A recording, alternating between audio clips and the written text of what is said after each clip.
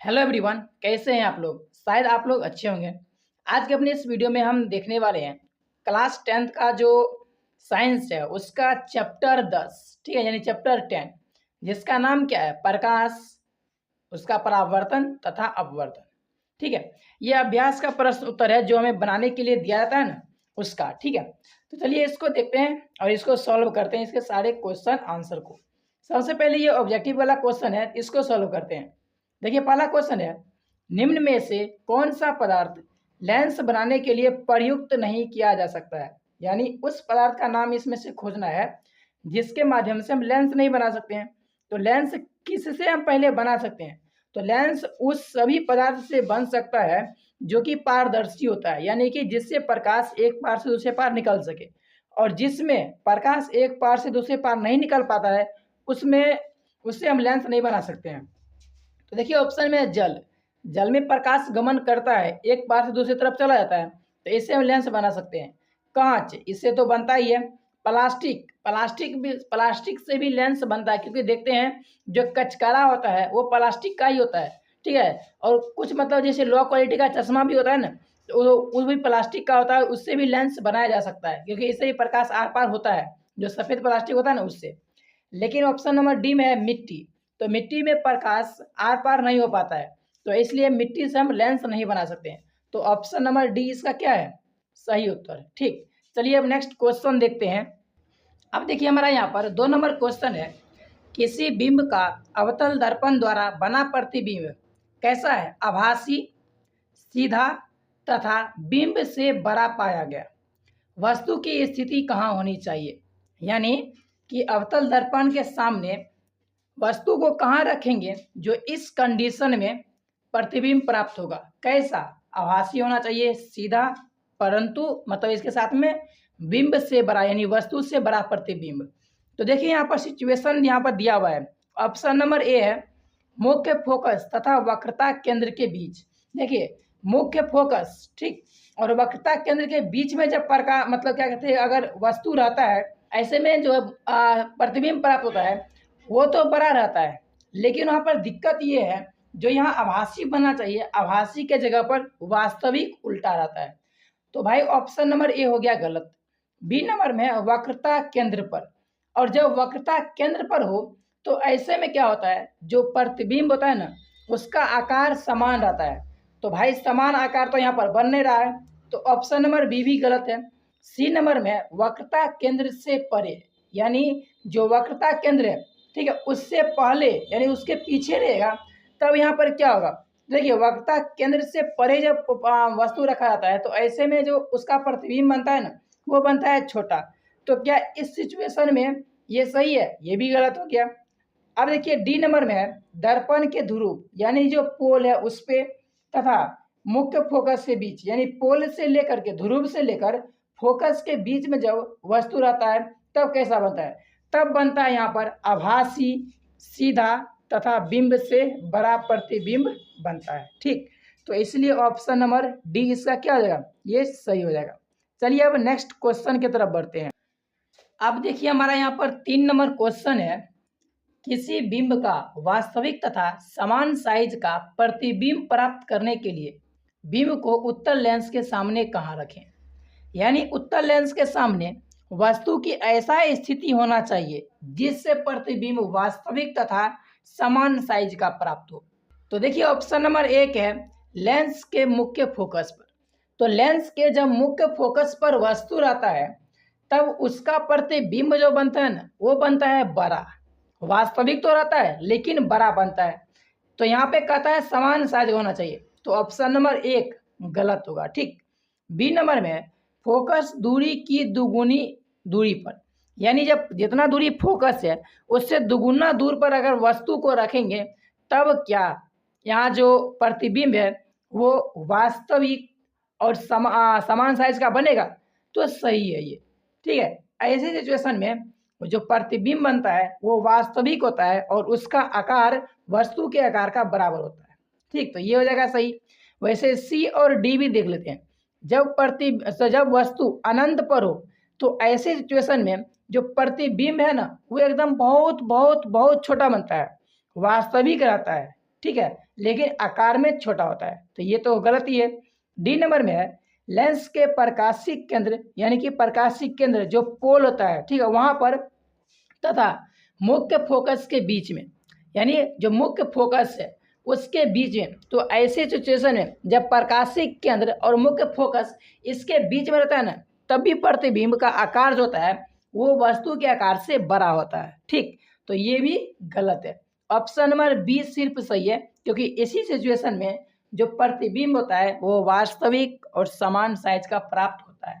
चलिए अब next question की तरफ बढ़ते हैं। अब देखिए हमारा यहाँ पर 4 नंबर क्वेश्चन है, किसी गोलीय दर्पण तथा किसी पतले गोलीय लेंस की फोकस दूरियां -15 सेंटीमीटर है। दर्पण तथा लेंस संभवतः है।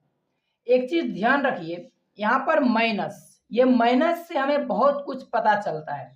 जो चिन्ह परिपाटी होता है जिसमें कहता है कि अगर जैसे एक घसने वाला जगह खोजते हैं, ठीक है, फिर आपको बताते हैं। ये जो आपके सामने दिख रहा है ये है चिन्ह परिपाटी, ठीक है। जितना भी दूरी इस तरफ मापा जाएगा वो ऋणात्मक, इस तरफ मापा जाएगा ये भी ऋणात्मक, और इसके बाद अगर ऊपर की तरफ मापा जाता है तो धनात्मक, और इस तरफ यानी दाएं साइड की तरफ मापा जाता है तो भी धनात्मक होता है, यानी इधर इधर प्लस और इधर से माइनस। तो जितना भी दर्पण होगा गोलीय दर्पण, अगर जैसे उसका फोकस, ठीक है, किधर हो, जैसे ये है, तो इसका फोकस या फिर वक्रता केंद्र किस तरफ रहेगा, इस तरफ रहेगा, तो इसका दूरी ऋणात्मक होगा।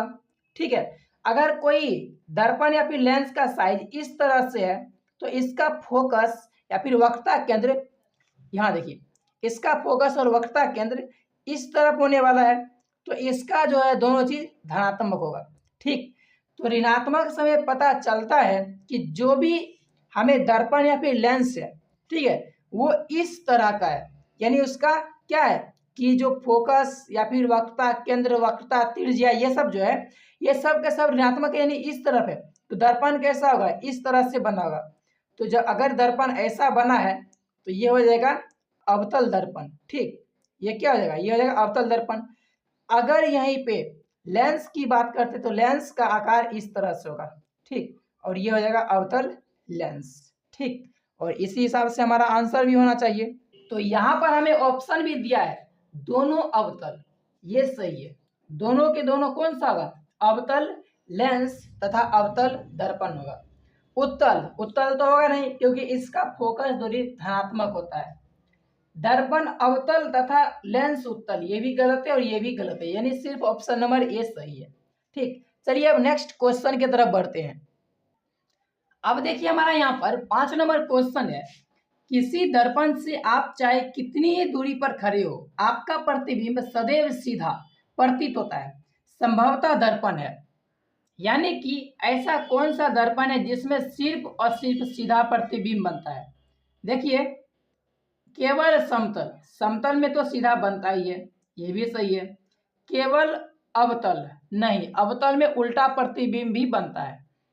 सी नंबर में केवल उत्तल, उत्तल में भी सीधा बनता है, यानी ऑप्शन नंबर ए और सी दोनों सही है। और ये देखिए डी में या तो समतल अथवा उत्तल, तो ऑप्शन नंबर डी सही है। ठीक है, या समतल लेंस या फिर सॉरी समतल दर्पण होगा या फिर उत्तल दर्पण होगा। ठीक, और इसी में प्रतिबिंब हमेशा सीधा बनता है। ठीक, चलिए अब नेक्स्ट क्वेश्चन की तरफ बढ़ते हैं। अब देखिए हमारा यहाँ पर 6 नंबर क्वेश्चन है, किसी शब्दकोश में पाए गए छोटे अक्षरों को पढ़ते समय निम्न में से कौन सा लेंस पसंद करेंगे। शब्दकोश मतलब हुआ डिक्शनरी, और जब हम पढ़ते हैं तो पढ़ने के लिए डिक्शनरी को अपने पास में रखते हैं, ना कि बहुत दूर। तो उसी हिसाब से हमें लेंस को भी चूज करना है। तो देखिए हमारा ऑप्शन में यहाँ पर पहला है 50 सेंटीमीटर फोकस दूरी का एक उत्तल लेंस। ध्यान ये देना है कि पढ़ने के लिए हम अपने पास में किताब रखते हैं, ना कि दूर।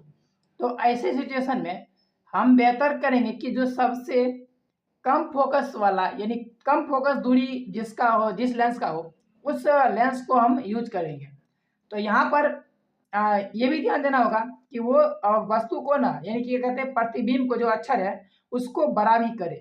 तो यहाँ पर 50 सेंटीमीटर और 50 सेंटीमीटर, ये दोनों जो ऑप्शन है ये दोनों को तो हम चूज करेंगे नहीं। ठीक है, फिर उसके बाद देखिए सी नंबर में 5 सेंटीमीटर फोकस दूरी का एक उत्तल लेंस, ये सही है। अगर हम 5 सेंटीमीटर फोकस दूरी वाला एक उत्तल लेंस लेते हैं तो उसमें क्या होता है कि हम अपनी किताब को ज़्यादा से ज़्यादा 5 सेंटीमीटर पर रखेंगे या फिर उसके अंदर रखेंगे। तो जब ऐसा सिचुएशन आता है तब वहाँ पर प्रतिबिंब ना बहुत ही ज़्यादा बड़ा बनता है, ठीक, और सीधा बनता है। तो इसलिए हम 5 सेंटीमीटर वाले उत्तल लेंस को ही चूज करेंगे, अवतल लेंस को तो चूज करेंगे नहीं, ठीक, क्योंकि यहाँ पर उल्टा पुल्टा कर देगा। तो इसलिए यहाँ पर क्या रहेगा, ऑप्शन नंबर सी इसका सही है, ठीक। चलिए अब नेक्स्ट क्वेश्चन की तरफ बढ़ते हैं। अब देखिए हमारा यहाँ पर 7 नंबर क्वेश्चन है, 15 सेंटीमीटर फोकस दूरी के एक अवतल दर्पण का उपयोग करके हम किसी बिंब का सीधा प्रतिबिंब बनाना चाहते हैं। बिंब का दर्पण से दूरी का परिसर यानी रेंज क्या होना चाहिए, यानी कि जो प्रतिबिंब है उसको हमें इस कंडीशन में बनाने के लिए बिंब मतलब कि वस्तु को कहाँ पे रखना होगा, ठीक है। प्रतिबिंब की प्रकृति कैसी है, प्रतिबिंब बिंब से बड़ा अथवा छोटा है। इस स्थिति में प्रतिबिंब बनने का एक किरण आरेख बनाइए। मतलब साफ साफ ये है कि कंडीशन दिया है कि 10 सेंटीमीटर क्या है, फोकस दूरी किसका है, अवतल दर्पण का। हमें यहाँ पर सीधा प्रतिबिंब बनाना है तो इसके लिए हमें किस किस कंडीशन को फॉलो करना पड़ेगा वो सभी बातें को इसी में पूछा जा रहा है। तो चलिए देखते हैं इसके लिए हमें क्या करना पड़ेगा ताकि इस तरह से प्रतिबिंब हमें प्राप्त हो सके। तो आप देख सकते हैं अवतल दर्पण में आभासी एवं सीधा प्रतिबिंब तभी बनता है जब बिंब मुख्य फोकस और ध्रुव के बीच हो। चूंकि अवतल दर्पण का फोकस दूरी 15 सेंटीमीटर है, अर्थात ध्रुव और फोकस की बीच की दूरी 15 सेंटीमीटर है, इसलिए बिंब को 0 यानी कि पूरा ध्रुव के पास से लेकर के 15 सेंटीमीटर के बीच दर्पण के सामने रखना चाहिए, तभी सीधा प्रतिबिंब बनेगा। मतलब ये कि फोकस और ध्रुव के बीच में जब हम वस्तु को रखेंगे तभी हमें सीधा प्रतिबिंब प्राप्त हो सकता है, ठीक। अब इसके लिए हमें एक किरण आरेख बनाने के लिए कह रहा था, तो इसके लिए देखिए इस किरण आरेख को हमने ड्रॉ किया है। ये देखिए यहाँ पर ये क्या है, ये एक अवतल दर्पण है।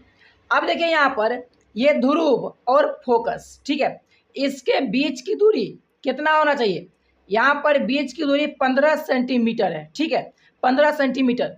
और ये हो गया ध्रुव यानी 0 सेंटीमीटर यहाँ हुआ, 15 सेंटीमीटर यहाँ हुआ। अब इस दोनों के बीच में किसी भी स्थान पर अगर हम वस्तु को रखते हैं तब वो क्या होगा, प्रतिबिंब हमेशा बड़ा बनेगा। और यहाँ पर देख सकते हैं जब यहाँ पे रखे हैं हम तो यहाँ पर सारा प्रोसेस हुआ है, जैसे कि यहाँ से पहले वस्तु से दर्पण के पास से किरण गया है और वो फोकस को काटते हुए निकल गया, ठीक है। तो इस तरह से निकल गया। इसी को जब हम पीछे आभासी रूप से बढ़ाते हैं तो ये आगे बढ़ गया और फिर एक इसका दूसरा किरण एक वक्रता केंद्र से, ठीक है, दर्पण में टकराता है और फिर ऐसे ही वापस लौटता है। तो इसके पास भी ये क्या है, अपना एक आभासी रेखा आगे की तरफ बढ़ता है। जब इस दोनों को आगे तरफ बढ़ाते हैं तो यहाँ पर आकर के आभासी रेखा यहाँ पे कटता है, यानी कि प्रतिबिंब यहाँ पर बनेगा और उसका साइज क्या है, देखिए तो वस्तु से काफ़ी ज़्यादा बड़ा है, ठीक। और इस तरह से हम किरण आरेख खींच सकते हैं जो क्वेश्चन नंबर 7 में कहा गया है, ठीक। चलिए अब नेक्स्ट क्वेश्चन 8 नंबर की तरफ बढ़ते हैं। अब देखिए हमारा यहाँ पर 8 नंबर क्वेश्चन है, निम्न स्थितियों में दर्पण का प्रकार बताइए। सिचुएशन दिया हुआ है, ठीक है, कभी कार के हेडलाइट के बारे में पूछ दिया है तो कभी पश्च दर्पण के रूप में जो हम दर्पण उपयोग करते हैं उसके बारे में पूछ दिया गया। तो यहाँ पर कौन कौन सा दर्पण का हम उपयोग करते हैं ये हमें बताना है। लास्ट में इसी सब का कहता है अपने उत्तर के कारण पुष्टि कीजिए, यानी हमें बताना है कि कौन सा दर्पण है और इसके साथ में उसका उपयोग क्यों हो रहा है ये भी हमें बताना है। तो देखिए सबसे पहला हमारा क्वेश्चन आता है कि किसी कार का अग्रदीप हेडलाइट, यानी कि कार में जो हेडलाइट रहता है उसमें हम कौन सा दर्पण का उपयोग करते हैं और उस दर्पण का उपयोग करते क्यों हैं। तो चलिए देखते हैं इसके आंसर को। तो यहाँ पर आप देख सकते हैं किसी कार का अग्रदीप यानी कि हेडलाइट के लिए एक अवतल दर्पण का उपयोग किया जाता है, क्योंकि जब बिंब को अवतल दर्पण के फोकस पर रखा जाता है तो बिंब से आने वाली किरणें दर्पण से परावर्तन के पश्चात मुख्य अक्ष के समांतर जाती है, यानी सीधा जाता है, तथा अनंत पर प्रतिबिंब का निर्माण करता है। जब बल्ब को अवतल दर्पण के फोकस पर रखा जाता है तो प्रकाश की किरणों का समांतर बिंब प्राप्त होता है, जिससे दूर तक देखा जा सकता है। और यही रीजन है कि उसमें अवतल दर्पण का उपयोग होता है। अगर अवतल दर्पण की जगह किसी दूसरे दर्पण का उपयोग होगा तो वो प्रकाश ज़्यादा दूर तक नहीं जा पाएगा और हम दूर के वस्तु को रात में नहीं देख पाएंगे। ठीक, चलिए नेक्स्ट क्वेश्चन की तरफ बढ़ते हैं।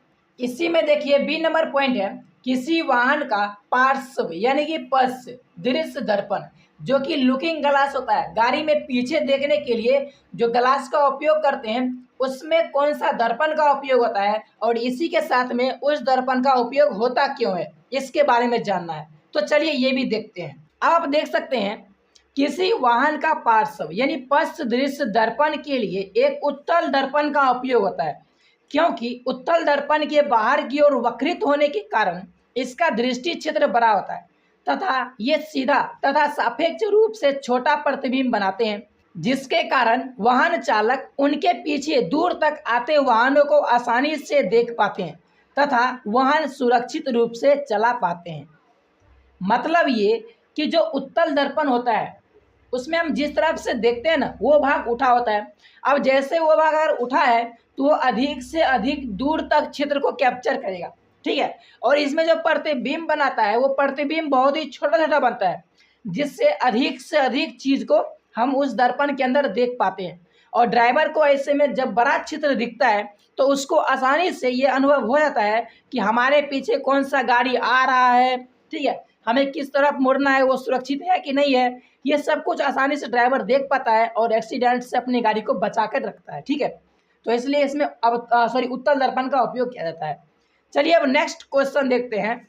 अब देखिए इसी में हमारा सी नंबर है सौर भट्टी, यानी कि जो सूरज से खाना बनाने वाला जो कुकर होता है सौर कुकर, उसमें हम कौन सा दर्पण का उपयोग करते हैं और उसका उपयोग होता क्यों है।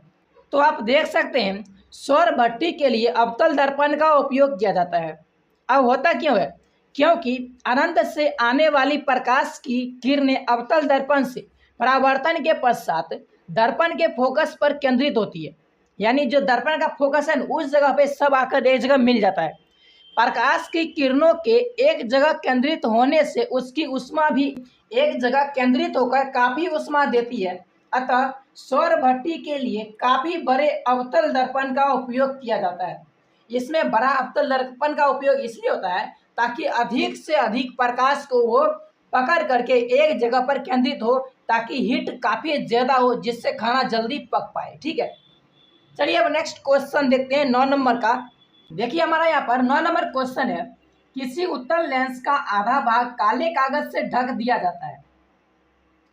अब देखिए हमारा 9 नंबर क्वेश्चन है, किसी उत्तल लेंस का आधा भाग काले कागज से ढक दिया गया है, क्या यह लेंस किसी बिंब का यानी वस्तु का पूरा प्रतिबिंब बना पाएगा। अपने उत्तर की प्रयोग द्वारा जांच कीजिए, अपने परीक्षणों की व्याख्या कीजिए। मतलब साफ साफ है, लेंस को आधा भाग ढक देंगे और उसके बाद अगर उसके सामने वस्तु लाएंगे तो क्या उसका वो पूरा प्रतिबिंब बना पाएगा, ये क्वेश्चन का कहना है।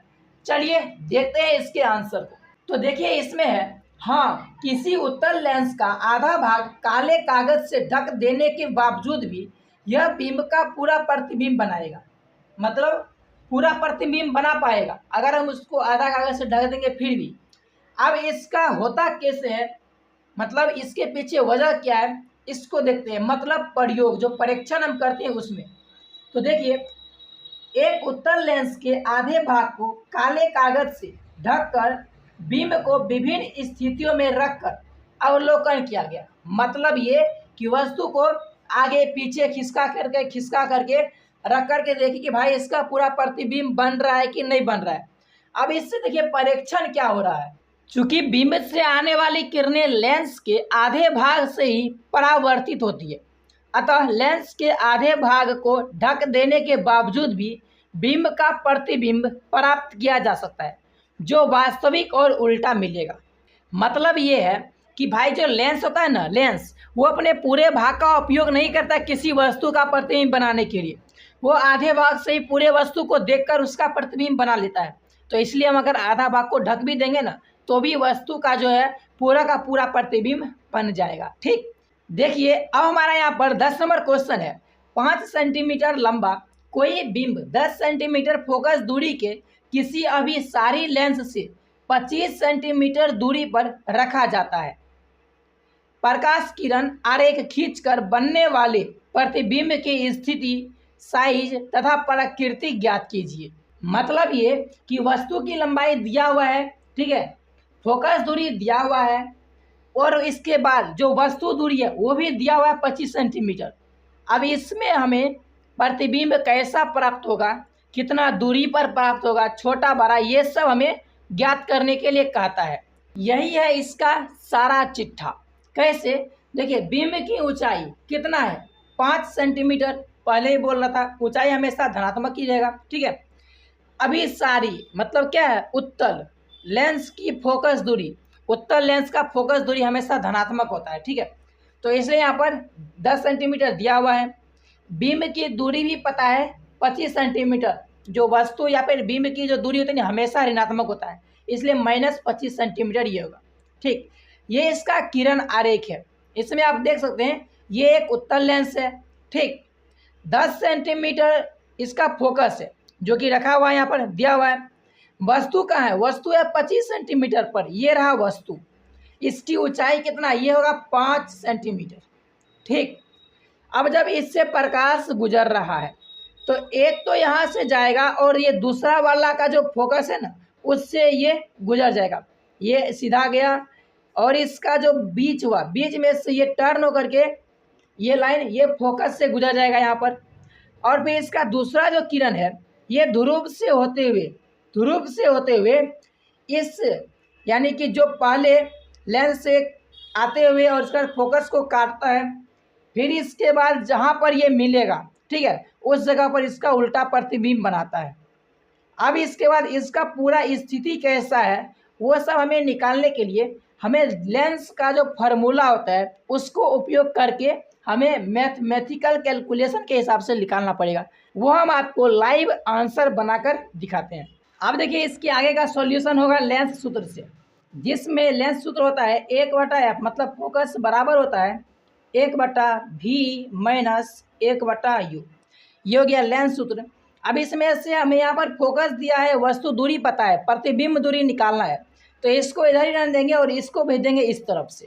ठीक, तो ये हो जाएगा 1/v बराबर 1/f प्लस 1/u, इतना हो गया। अब इसमें f यानी फोकस और वस्तु दूरी इसका मान दिया हुआ है और कितना दिया हुआ है, तो साइड में एक फोटो लगा देंगे जिससे आप वहाँ पर देख के समझ सकते हो। तो यहाँ पर जो आप फोकस दिया है, फोकस कितना है 1/10 सेंटीमीटर, यानी 10 सेंटीमीटर नहीं बल्कि फोकस दिया है 10 सेंटीमीटर, तो इसलिए यहाँ पर 1/10 हो गया। प्लस अब यहाँ पे वस्तु दूरी कितना है -25 सेंटीमीटर था ना, तो इसलिए यहाँ पर रहेगा -25। ठीक है, ये हो गया। अब इसको जब आगे सॉल्व करेंगे एलसीएम ले करके, ठीक है, तो इसको जब एलसीएम लेंगे तो हो जाएगा कितना, ये 10,25, 5 2 5, तो 5 25 दूनी 50, यानी 5 × 2 × 5 बराबर कितना आएगा 50। ये हो गया एलसीएम, तो यहाँ पर हो गया 50। फिर इसके बाद इस दोनों को जब डिवाइड करेंगे आपस में तो ये होगा 5, 10 × 5 = 50, 5 प्लस ब्रैकेट में माइनस 25 दूनी 50, यहाँ 2 बराबर 3/50। ये क्या निकला, इसको जब सॉल्व किए तो ये निकल के आया, तो ये है क्या, ये हो गया 1/v का मान। ठीक, तो 1/v बराबर कितना हो जाएगा 3/50, इतना आ गया। अब इसमें से हमें यहाँ पर 3v क्रॉस मल्टीप्लिकेशन करने पर आएगा 3v × 50, ये आ जाएगा। फिर इसमें v यानी कि प्रतिबिंब दूरी निकालेंगे तो क्या आ जाएगा 50/3, और जब इसको सॉल्व करेंगे तो 16×48 हो जाएगा। फिर इसके बाद 2 बचता है, मतलब यहाँ पर क्या कर रहे हैं हम 3 को डिवाइड कर रहे हैं जी, 50 को डिवाइड कर रहे हैं 3 से, तो 16×48 यहाँ पे 2 बचा। फिर इसके बाद यहाँ दशमलव यहाँ पर 0, फिर होगा 3 6 के 18, फिर 2, फिर 0, इस तरह से 6 बढ़ते रहेगा। तो इसको रोकने के लिए हम यहाँ पर 6 को 7 में कन्वर्ट कर देंगे, तो 16.67 सेंटीमीटर। ये क्या निकल गया? ये निकल गया प्रतिबिंब दूरी, ठीक, यानी v बराबर 16.67 सेंटीमीटर, ठीक। आगे हमें इसका भी यूज करना पड़ेगा, यानी प्रतिबिंब दूरी। तब वहाँ पर हम 16.67 यूज ना करके हमने जो ये कन्वर्ट किया है ना 50/3, इसका उपयोग करेंगे, ठीक। तो यहाँ से हमें क्या निकला? ये निकला भाई हमें प्रतिबिंब की दूरी। लेकिन इसमें एक और कहता है, प्रतिबिंब की ऊंचाई भी ज्ञात करने के लिए कहता है। तो देखिए वहाँ से तो प्रतिबिंब की दूरी निकल गया, लेकिन आगे कहता था इसमें कि प्रतिबिंब की ऊंचाई भी ज्ञात कीजिए। तो इसके लिए हम आवर्धन फार्मूला का यूज करेंगे। तो आवर्धन फार्मूला होता क्या है? आवर्धन फार्मूला होता है एच डैश, यानी कि प्रतिबिंब की ऊंचाई बटा वस्तु की ऊंचाई। और इसी को जब आगे बढ़ाते हैं तो इसी से निकलता है क्या? प्रतिबिंब दूरी बटा वस्तु की दूरी, ठीक। अब इसमें से किस सब का मान हमें पता है? तो हमें पता है एच का मान, यानी कि वस्तु की ऊंचाई, v का मान, v मतलब प्रतिबिंब की दूरी, u का मान भी पता है। तो ये सब मान को हम फिल करते हैं। h डैश तो हमें निकालना है, यानी प्रतिबिंब की ऊंचाई, और h का मान दिया हुआ है कितना? 5 सेंटीमीटर। फिर इसके बाद ये v है, तो v का मान हम 16.67 लिखते, लेकिन ये थोड़ा कॉम्प्लिकेटेड हो जाएगा, इसलिए इससे पहले का स्टेप क्या था? 50/3। इसी को हम चेंज किए थे ना 16.67 में, तो 50/3 हो गया। ये क्या? प्रतिबिंब दूरी बट्टा वस्तु दूरी कितना है? -25 सेंटीमीटर, ठीक। ये निकल गया। हम यहाँ से जो सब मान दिया था उसको हम इसमें फिल कर दिए। अब इसके बाद हम इसका क्रॉस मल्टीप्लिकेशन करते हैं ताकि हम इसको आगे सॉल्व कर सकें। तो ये हो जाएगा -25 एच डैश। ये तो कैसे हुआ, कैसे हुआ पता चल गया ना, यानी ये 25 को इधर से गुना कर दिए, फिर इसको करेंगे इस तरफ गुना, तो बराबर 50/3 गुना 5। ये हो गया। क्रॉस मल्टीप्लिकेशन करने के बाद कुछ ऐसा बन गया। फिर इसको थोड़ा एक स्टेप और आगे सॉल्व करते हैं, ठीक है। तो इसको एक स्टेप आगे सॉल्व करेंगे तो ये रहेगा -25 एच डैश बराबर, ये रहेगा 25, यानी कि 250, इतना हो गया बट्टा 3। अब इसके बाद इस -25 को हम इस तरफ भेज देते हैं, तो ये हो जाएगा एच डैश बराबर, इधर तो हो गया 250/3, और देखिए ये बट्टा में ही गुना -25 होगा। क्यों? क्योंकि इधर एच के साथ में गुना है, इधर भाग में आएगा ना, तो यहाँ पर बट्टा में गुना हो जाएगा, ठीक। अब इसके बाद इस दोनों को काटेंगे तो कटेगा, कट रहा है कि नहीं? 25 एकम 25, यहाँ पर 1 हो गया और एगो 0 हो गया, ठीक, यानी 10/3 इतना मान निकल कर आया। अब इसके बाद देखिए एच डैश को थोड़ा वहाँ पर कचरा जैसा दिखने में लग रहा है, इसलिए थोड़ा फ्रेश में लिखते हैं, ठीक है। मान वही है 10/3, और ये जो माइनस का चिन्ह है ये कहीं कट नहीं रहा है, इसलिए इसमें माइनस का चिन्ह लगा देते हैं, ठीक। ये ऊपर नीचे कहीं भी लगाए कोई दिक्कत नहीं होगा, ठीक है, यहाँ के लिए। अब इसके बाद जब इसको सॉल्व करेंगे आगे थोड़ा स्टेप बढ़ा करके, तो देखिए यहाँ पर 3 को भाग 3 में 3 से भाग देते हैं 10 में, ठीक। तो 3 तिया 9, फिर यहाँ पर 1 बच गया दशमलव, फिर 0 देंगे तो हो जाएगा 3 तिया 9, इस तरह से 3 3 3 निकलते आगे बढ़ जाएगा, ठीक है।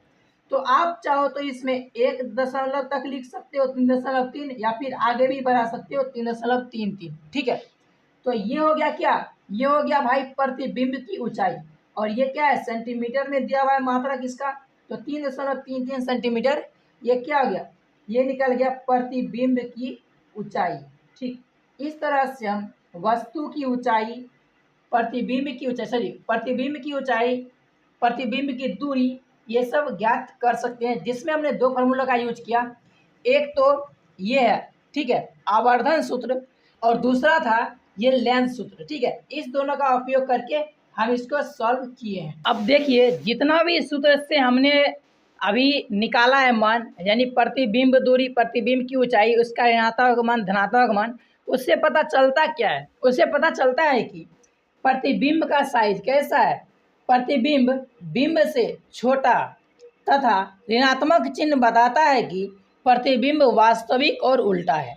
ठीक, इसके बाद अगर स्थिति की बात करते हैं तो प्रतिबिंब लेंस से दूसरी ओर बना है। क्यों? क्योंकि इसमें देखिए ऋणात्मक मान नहीं जुड़ा है। अगर ऋणात्मक मान जुड़ता तो जिधर वस्तु है उधर ही प्रतिबिंब होता है, लेकिन ऐसा नहीं है, ये धनात्मक में, इसलिए ये लेंस के दूसरे साइड में बनता है।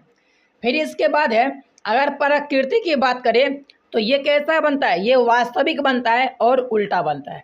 ठीक, और इस तरह से हमें पता चलता है कि प्रतिबिंब कैसा बन रहा है। देखिए वीडियो काफ़ी ज़्यादा लंबा हो चुका है, ठीक है, तो इसका जो नेक्स्ट क्वेश्चन आंसर और आगे का जो भी क्वेश्चन आंसर है वो हम नेक्स्ट पार्ट में आपको सॉल्व करके बताएंगे। बाकी इस वीडियो के लिए इतना ही, मिलते हैं आपसे नेक्स्ट वीडियो में, तब तक के लिए बाय बाय।